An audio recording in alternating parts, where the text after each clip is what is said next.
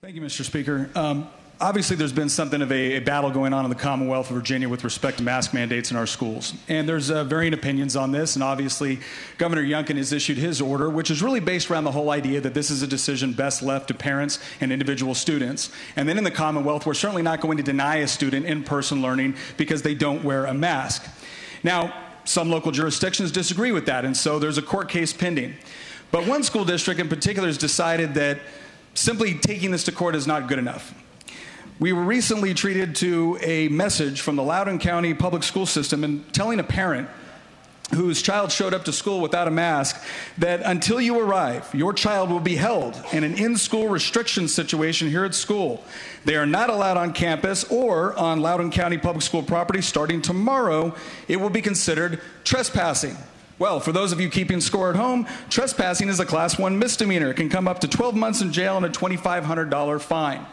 Now, thankfully, Mr. Speaker, the local sheriff's department and the local police department came back and informed Loudoun County Public Schools that they're not going to waste their time coming onto a campus in order to forcibly remove students because they're not wearing a mask. Now, maybe at this point you're thinking, did the Loudoun County Public School System think to themselves, gosh, maybe this was a bridge too far. Maybe this was just a little bit draconian to call the cops on somebody for trespassing because they were in school without a mask. No, Mr. Speaker, they did not. In fact, they went so far when they received news from law enforcement, the resource officers will not go hands-on, nor will they enforce a verbal no trespass for peaceful mask noncompliance without a summons or warrant being issued from a magistrate. LCPS decided that the appropriate course of action at this point was to inform everybody in an email on the detailed instructions for visiting a magistrate to get a trespassing warrant sworn out against parents and students. And if anyone can imagine what this would probably look like on a public school campus as the cops come to forcibly remove students without a mask, the school also reminded everybody that, once again, no media is allowed on public school campuses. Can't imagine why they wanted to make sure everyone understood that.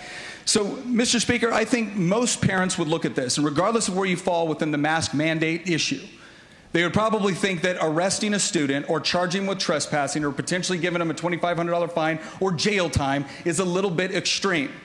But just to add insult to injury, let's all keep in mind this is the same public school district that when a student had to be removed for charges of forcible sodomy, sexual battery, sexual assault, that student was quietly moved to a different school within the district where the student reoffended. So if you're wondering why parents are looking at things like this and thinking, what is going on in our public school system, this is it. This is it right here. This is what they've been talking about. This is why they sent us to Richmond in order to correct for things like this. Because, Mr. Speaker, in the Commonwealth of Virginia, we should not be sending someone to jail because they didn't wear a mask in our public school system. Thank you very much, Mr. Speaker.